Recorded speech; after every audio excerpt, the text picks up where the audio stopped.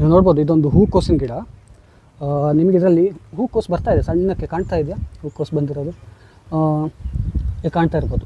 ಹಾಗೆ ಇದು ಬೇರು ನೋಡಿ, ಬೇರು ಎಷ್ಟು ಬಿಳಿ ಇದೆ ಅನ್ನೋದು ನಿಮಗೆ ಕಾಣ್ತಾ ಇರಬೇಕಾ, ಬೇರು ಬಿಳಿ ಇರೋದು. ಸೊ ನಿಮಗೆ ಇದೇನು ಅಂದರೆ ಗಿಡಗಳೇ ನಮಗೆ ಒಂದಷ್ಟು ಮಾಹಿತಿಗಳನ್ನ ಕೊಡ್ತವೆ.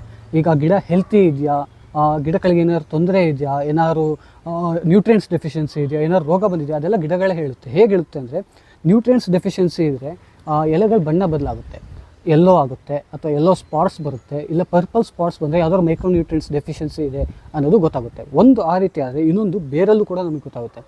ಬೇರು ಎಷ್ಟು ಬಿಳಿ ಇರುತ್ತೆ ಅಷ್ಟು ಗಿಡ ಆರೋಗ್ಯಕರವಾಗಿದೆ ಅಂತ ಅರ್ಥ. ಇದು ಬರೀ ಇಲ್ಲಿ ಹೈಡ್ರೋಪೋನಿಕ್ಸ್ ಅಥವಾ ಏರೋಪೋನಿಕ್ಸಲ್ಲಿ ಮಾತ್ರ ಅಲ್ಲ, ನೀವು ಜಮೀನಲ್ಲಿ ಬೆಳೆದಿರೋ ತರಕಾರಿಗಳಾಗಲಿ ಯಾವುದೇ ಬೆಳೆಗಳಾಗಲಿ ಕೂಡ ಅಷ್ಟೇ, ಬೇರು ಬಿಳಿ ಇದ್ದರೆ ಆ ಗಿಡ ಆರೋಗ್ಯಕರವಾಗಿದೆ ಅಂತ. ಏನಾದ್ರು ಬೇರಿನ ಬಣ್ಣ ಏನಾದ್ರು ಬದಲಾಗಿದೆ, ಸ್ವಲ್ಪ ಕಪ್ಪಾಗಿದೆ, ಬ್ರೌನ್ ಆಗಿದೆ ಅಂದರೆ ಗಿಡಕ್ಕೇನೋ